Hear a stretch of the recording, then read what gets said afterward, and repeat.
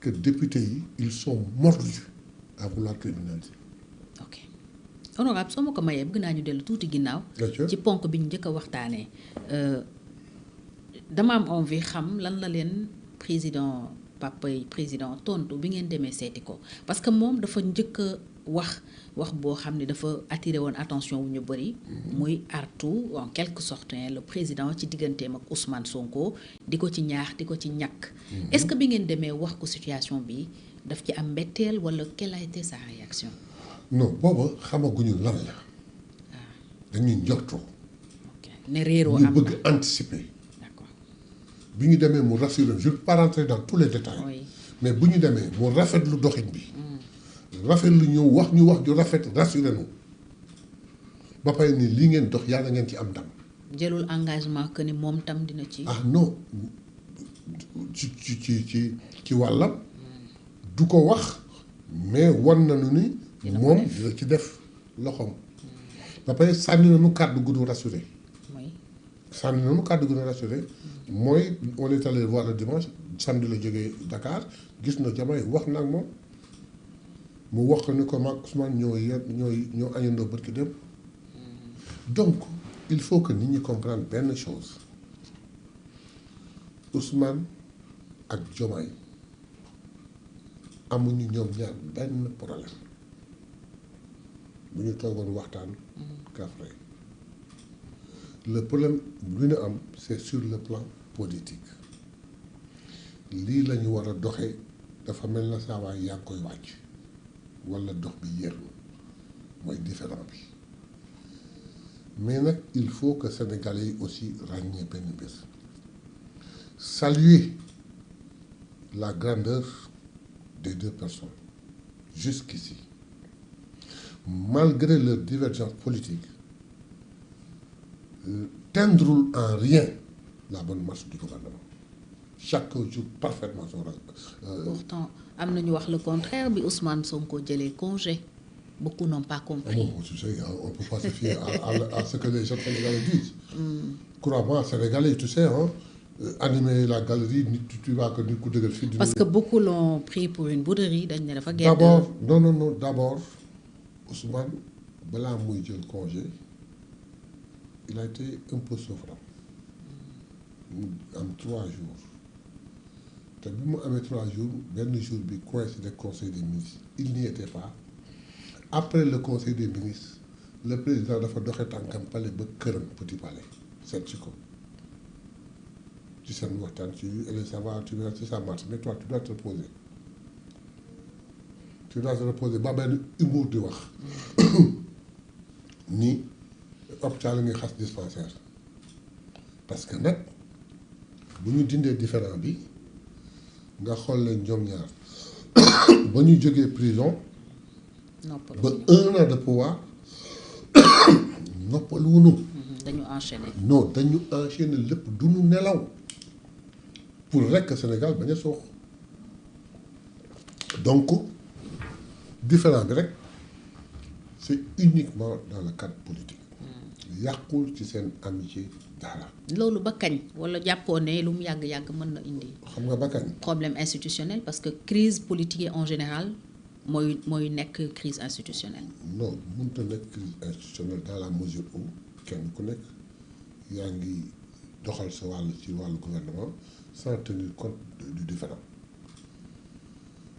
léegi nag ñi nga xam ni ñoom la ñu yaakaar ni ñoom ñooy cause du différent bi Ousmane wax na ak ñoom parce que seen problème yëpp mooy que Ousmane quitte le gouvernement.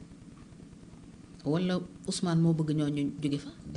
non. parce que moom tam nee na ñooñu amuñu fa place. oui bu demee ba ñëw am intention diviser ñi nga xam ne ñoo ànd liggéey pendant des années ba ñëw au pouvoir nga leen jéem a diviser ils n'ont plus leur place.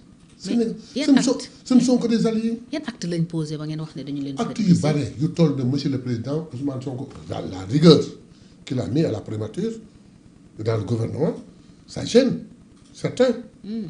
Au point de dire certaines décisions mais monsieur le président c'est vous le président de la République ah Ousmane se compose léegi nag genre wax yooyu léegi nag le problème qui se pose ñoom il pense que suñu laalee orgueil Ousmane il va démissionner te ñoom dañu jàpp ni bu Ousmane écarté woo ñu am ci Diomaye li ñu bëgg. Dans mes émissions aux abords de mi-2025, je disais que ni ils ne connaissent pas Diomaye. Le Diomaye que je connaissais ak fullaam ak faydaam écarté Ousmane Sonko taxul am ko tey nag j'en doute wax dëgg yàlla mais loolooy problème Ousmane la dit que jàmbuma fenn je reste. D'ailleurs bi ñu gagné législative yi mais ñoom ils ont jubilé dans le cœur comme quoi voilà alhamdulilah Kim Taï doit dégager aller à l'Assemblée nationale.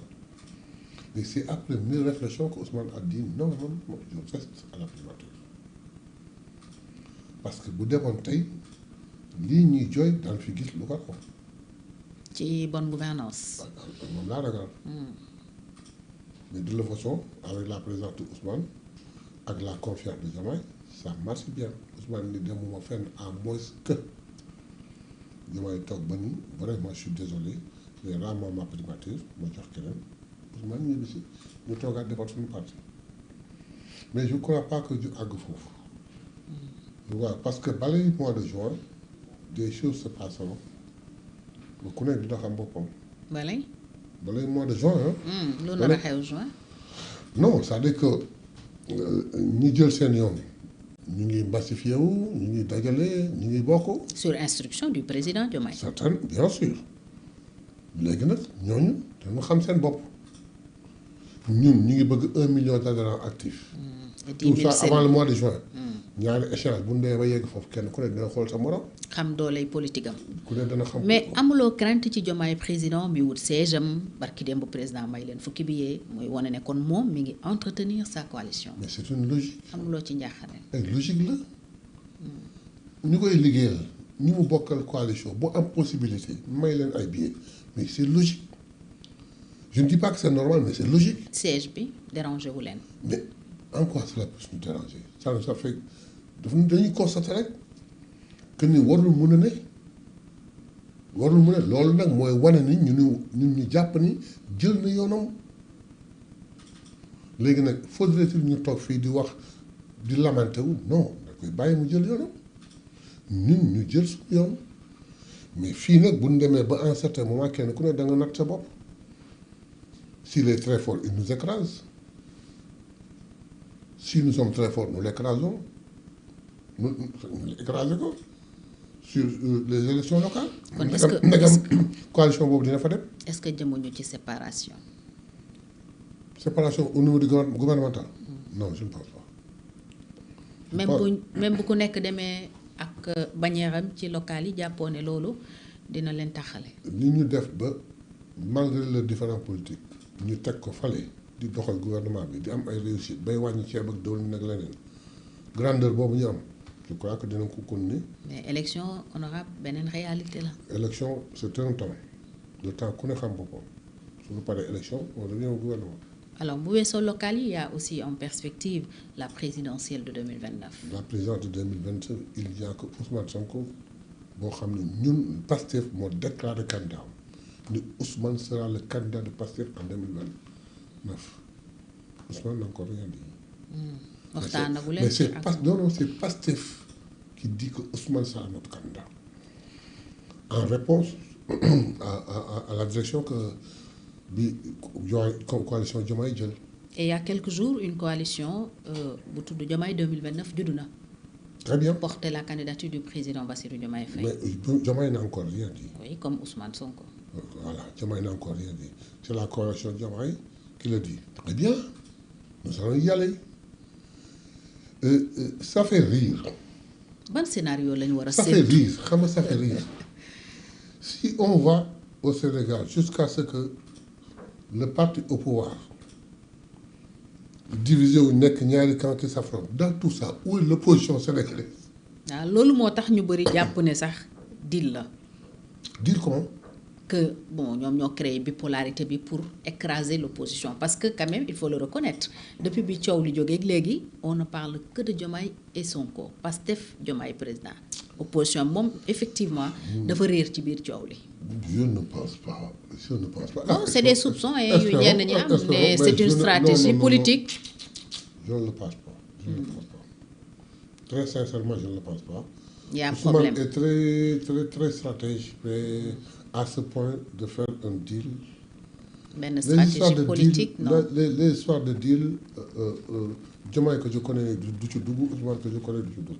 Bon, deal c'est trop fort, on dirait stratégie. Oh, stratégie, bon, oui, oui. Stratégie mu yam ci ñoom ñaar sans que quelqu'un d'autre ne le sache. mais yow bon bu dee xam nga li leen Man boole mënuma- donc mun nga wax man mënuma xam mun nga wax ndax te stratégie la bureau ou pas. politique instance supérieure xamul deal bi parce que dans les débats qu'il y a dans le bureau politique et tout est pensé sauf un deal. Voilà. Est-ce que 2029 tam bokkul ci problème bi parce que le bureau politique du PASTEF bi mu demee palais président recevoir ko bokk na ci liñ ko laaj ndax da ngay nekk candidat en 2029. Non, on ne lui a pas demandé. Ah oui? J'étais là-bas, on ne lui a pas demandé ça. demoon nga. J'étais là-bas, moi je suis membre du bureau politique. On y était, on ne lui a pas demandé ça. Et puis. Ah pourtant am na ñu leen jege ñu ne dafa ne leen moom. non xamul ndax dina fekkee laajuñu 2029 ko mais wax na ci moom. moom moo ci wax mais laaju leen. moom moo wax ni quant à une candidature il sait même pas ndax dana fekk 2029. lu indi question bi. non wax na ci beaucoup de choses yoo xam ne on ne lui a pas demandé. ok dafa waxtaan ak ñun certainement. pour rassurer leen. Non, pas rassuré. Il nous disait ce qu'il pensait. Il ne parlait pas, enfin, selon moi, il ne parlait pas pour me rassurer. Il me disait son point de vue, il me disait ce qu'il pensait, hein, ak li mu jàpp moo taxaw. Man nag ma def ci analyse par rapport à ce que je sais. Mais il n'était pas là-bas, il nekk foon pour rassurer nous. mais ba léegi yow xamuloo lan mooy seen problème dëgg-dëgg bu weesoo lii parce que on soupçonne que y a autre Suñu chose. problème rek mooy yoon bi ñu jël. alliés yi daal mooy seen. non yoon bi ñu jël mi ngi koy wàcc. ñu dellu soit ci. kon Diomaye nekkatul ci yoonu projet bi. mi ngi koy wàcc daal tànk-tànk. mi ngi koy wàcc wala wàcc na ko. non mi ngi koy wàcc non wàcc na ko carrément dafay teg fale. dans le gouvernement il applique le programme. mais le nag projet. waaw mais nag. kon nan la ko wàccee. mais ci ay promesses yu ñu defoon yoo xam ne ñëpp di toog jonkan di xaar. mais bu dee justice moom est-ce que mun na ko beaucoup de ci choses. bu dee reddition des comptes juge ñooy doxal bu dee la justice au martyrs aussi c'est la justice. Mais lui il doit réorganiser. Nous avons promis un état de droit. Il faudrait que ñu réorganiser la justice pour dire mais justice bi fi nekkoon démb au service de l'ancien régime ah di def yenn yi mais dara changé wu. kon na ngeen jàpp ne ñooñu ñoo fi nekk ba léegi. Ah, peut-être di ñoo fi- protéger ñoo fi nekk ba léegi. ñi fi newoon. waaw ñoo fi nekk pratiquement ba léegi. ah mais procureur mooy mettre des poursuites procureur yéen a ko tànn. non doo ko tànn ouais il fait son mieux. il fait pas le job. Ah il fait son mieux. Il fait son mieux. mais procureur ku mu bëgg a jàpp dañ koy jàpp. Mais dans un cas bien précis, dans la reddition de compte, moi je ne peux pas comprendre que tous ceux qui sont épinglés, ni de Rocher que de ni de Defli, hein, mais 4 personnes lañ ci jàppagum. te benn bi sax c'est ridicule 50 millions je crois que kooku bu ñu ko woon sax à la médiation mu joxe ko alors que des gens traînent avec benn soupçon de 1 milliard c'est ça notre problème. léegi nag il fallait que d'abord nga jublu ci loolu askan bi xam ni yaa ngi topp alalam bon am na ñuy wax c'est des rumeurs et parce que amul benn communication officielle que beaucoup de gens sont allés comme le président l'avait suggéré képp ku ñëw ak sutura delloo. transiger. Voilà très bien am na ñuy wax ni c'est la transition marche très bien c'est la raison pour laquelle beaucoup ne sont pas convoqués. On n'en sait absolument rien, c'est des spéculations. Et le cas Farba jaaxal nañu bëri quand même parce que. Farba Ngom oui. non le cas Farba. warul jaaxal kenn. Farba heureusement pour nous le rapport qu'il a épinglé du ñun ñoo ko def ça fait partie des rapports yi waa ji tegoon kuddam ñu dindi ko joxe ko ñu topp ko moom ak Tahirou mais boo bëggee xool l'affaire Farba. nga xool déroulement bi ñu convoqué Farba une première en 2 heures de temps ñu bàyyi ko mu ñibbi coow li mel na tulleeg maanaam pourquoi mais li ma ci intéressé woon rek c'est la déclaration de son avocat nous sommes xamuñu sax luñ koy toppee avocat yi def un point de presse 2 avocats l'un prenant la parole wax ni man xawma Farba ba léegi luñ koy toppee mu topp beneen avocat bi ñëw ni dossier bi buñ ko tegul ci suuf ji daanu dana bare. maître Baboucar Cissé ma ko waxoon. bien kii xamul luñ koy toppee. mais kii xam na li nekk ci dossier bi ba mën na daaneel ñu bare donc il y a problème ñu kon ni ñu jàpp Farba woor ko déglu ko arrêté ko l'avocat qui ne comprenait pas lu ñu doyee Farba parce que xamul woon lan la dit que li ñu koy toppee mënuma leen ko expliquer parce que doo leen ko comprendre ce qui dit que kon c'était grandiose. L'autre dit que le dossier est vide. Il y a en fait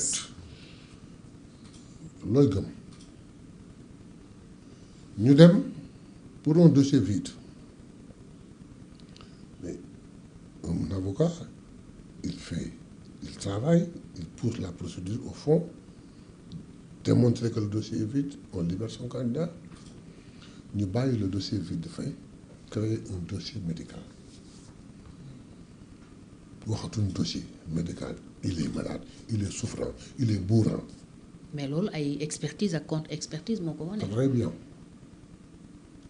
expertise bu dalawee bu 2 heures de temps sax kii mën na fa jaar dem tout de temps. risque de mort subite. tout le monde était inquiet ba très honnêtement en jullit je me disais waaw moom Farba moom yàlla ko yàlla taxaw ci crois fermement on parle de contre expertise mu ñëw confirmer toute l'expertise si Farba daal yàlla ko yàlla taxaw le juge dégluwaat assuré j'ai assez d'éléments pour aller à ma décision mais je peux les libérer mais leen liberté provisoire le procureur accepte pour quelqu'un et refuse pour l'autre. moo jaaxal ñu bari.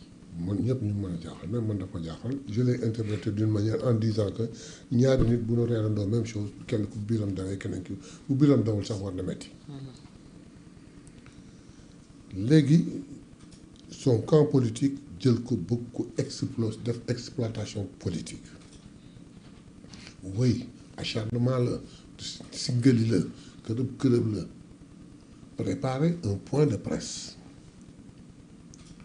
Entre-temps, le ministre de la Justice génn am na ñu ni ministre de la Justice warul woon génn ki waroon génn c'est le procureur mais procureur lu mu wax lay communiquer au moment où le ministre de la Justice génnoon di wax mais le procureur ne savait même pas ce qui se passe.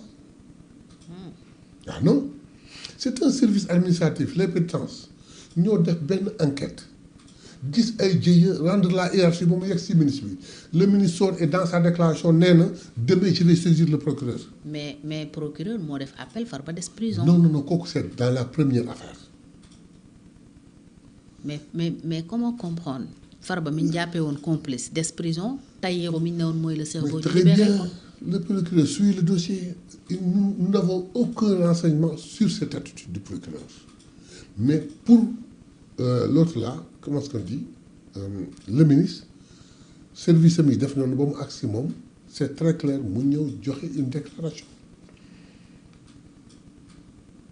parce que famille politique am dañ doon ñëw politiser affaire bi mu jiitu leen wax li am qu'est-ce qui se passe Farba bi nga xam ne léegi il était mourant mais xaalal nañ ko pavillon spécial ci waxu Cheikh Bara Ndiaye ba ñaar yoo xam ni ils étaient réellement malades nekk fa on les a dégagés pour le mettre à l'aise mu nekk seul dans sa chambre di vivre comme un pacha yore téléphone di woote 250 minutes contre kii 250 minutes bay transmettre ay vidéo téléphone simple de transmettre vidéo téléphone avec tactile mooy transmettre vidéo avec comment est-ce qu'on dit encore mu am possibilité nekk dans le net di comprendre tout di seetaan journal mais loolu yëpp c'est pas grave bi gën a grave dans une affaire et ça peut faire l'objet si le procureur savait mën naa wax raison bii moo tax mu téye ko ñaari nit ñu leen di soupçonné mettre leen en mandat de dépôt pour que ñoom ñaar ñëpp ñu bañ a am contact juge bi déglu kenn ki def un PV ñu extraire PV bi jox ko keneen ki kooku jàngat que pour que bu ko jëmee devant le juge il ne fait que réciter une récitation